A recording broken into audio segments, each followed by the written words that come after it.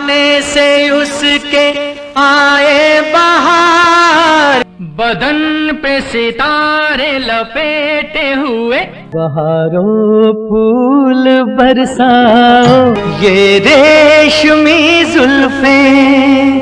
पत्थर के सनम तुझे हमने लुटे दिल में दिया जलता नहीं। मोहब्बत की सरगोशियों में जिन्होंने जान फूंक दी, जिनकी रेशमी आवाज की जादूगरी ने इश्क में वो नशा भर दिया कि प्यार करने वाले उनके गीत गुनगुनाकर दिल की तड़प से लेकर प्यार का इकरार भी बयां कर देते थे।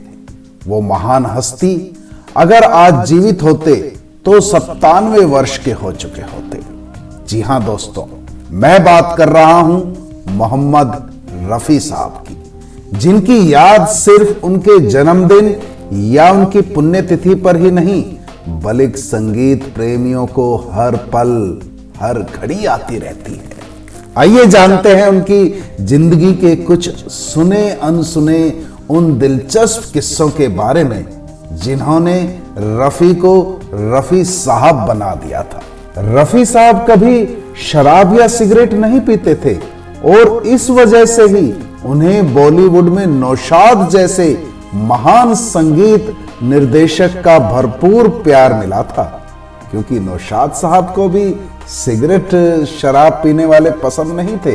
दरअसल नौशाद जी को तलत महमूद जी की आवाज बहुत पसंद थी, लेकिन एक बार रिकॉर्डिंग के दौरान नौशाद जी के मना करने पर भी तलत जी सिगरेट की तलब को छुपा नहीं पाए, जिस पर नाराज होकर नौशाद जी ने रफी साहब को अपने गीत के लिए साइन कर लिया और तब से रफी साहब नौशाद साहब के तो फेवरेट ही बन गए। रफी साहब जैसे सिंपल ठंडे मिजाज के इंसान बॉलीवुड में और कोई थे ही नहीं, लेकिन इसका मतलब यह कतई नहीं था कि उनमें आग नहीं थी। जो बात रफी साहब को बुरी लगती थी उस पर वे खुलकर बोलने में कभी भी नहीं हिचकिचाए। हालांकि इस बेबाकी के कारण उन्हें कई दफा नुकसान भी झेलना पड़ा, पर उन्होंने कभी भी अपने उसूलों से समझौता नहीं किया। ऐसे थे रफी साहब। लता दी के साथ उनका ऐसा ही एक दिलचस्प वाकया है, आइए सुनाता हूं आपको। रफी साहब ने लता मंगेशकर द्वारा छेड़ी गई उस मुहिम को नकार दिया था जिसमें लता जी ने प्रत्येक गीत के लिए रॉयल्टी की मांग की थी, और रफी साहब से भी उन्होंने सपोर्ट करने के लिए कहा था।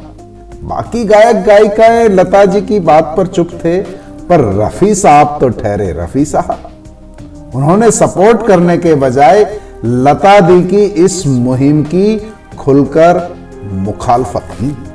रफी साहब का मानना था कि जब उन्हें गाने के लिए मुंह मांगी कीमत मिल रही है तो रॉयल्टी पर नजर क्यों मारना। किसी फिल्म के फ्लॉप होने पर जब हम फिल्म बनाने वाले को होने वाले नुकसान में हिस्सेदार नहीं बनते तो फायदे में हिस्सेदार क्यों बने। बात में दम था, परंतु इस बात पर लता जी और रफी साहब में वर्षों ठनी रही, पर रफी साहब ने रत्ती भर भी परवाह नहीं की। सालों तक दोनों ने एक साथ गाना नहीं गाया। लोगों ने समझाया कि इस तनातनी के कारण उनके करियर को नुकसान होगा। तब रफी साहब ने बेबाकी से जवाब दिया था, जितना मुझे नुकसान है उतना लता जी को भी है।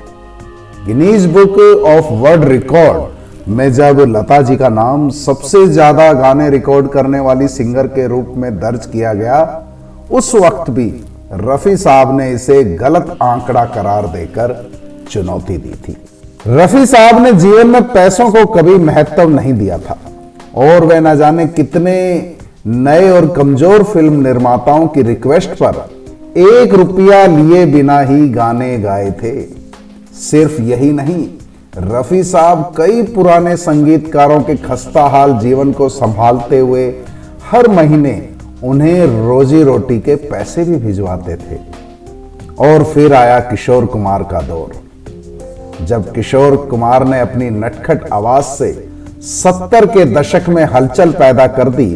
उस वक्त दबी जुबान में यह कहा जाता था कि किशोर कुमार के दमखम के आगे मोहम्मद को काम मिलना बंद हो गया था, जबकि ये पूरी तरह से झूठी खबर थी। दरअसल रफी साहब की तबीयत खराब हो गई थी और उनके गले में इन्फेक्शन हो गया था, तो डॉक्टर ने उन्हें कुछ समय तक गाना ना गाने की सलाह दी थी। ऐसे में किशोर कुमार को मौका मिल गया और जो गाने रफी साहब ने नहीं गाए वो किशोर कुमार को मिल गए। लेकिन कुछ समय बाद जब मोहम्मद रफी साहब का थ्रोट इन्फेक्शन ठीक हुआ तो वे फिर ऐसे धमाके के साथ लौटे कि दुनिया देखती रह गई। उन्होंने 70 के ही दशक में फिर से एक से बढ़कर एक और एक के बाद एक सुपरहिट गीत दिए। पेश है कुछ गानों की झलक।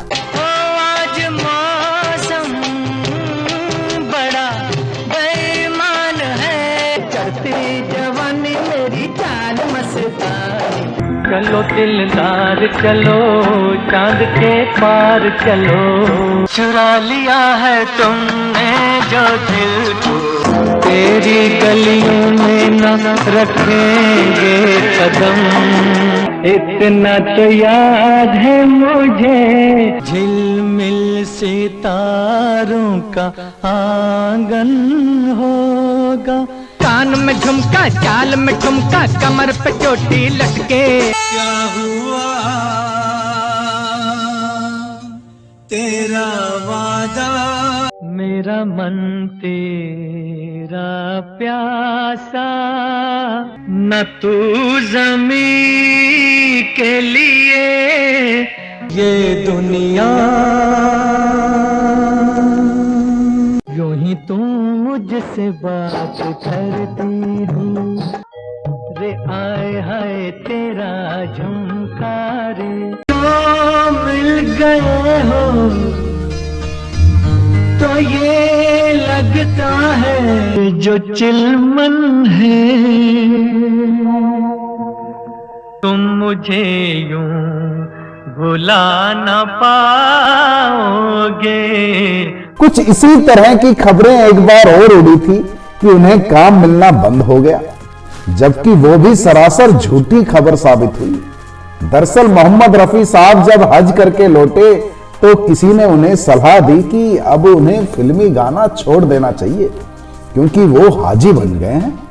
रफी साहब को यह बात सही जान पड़ी और उन्होंने खुद ही गाना गाना छोड़ दिया था।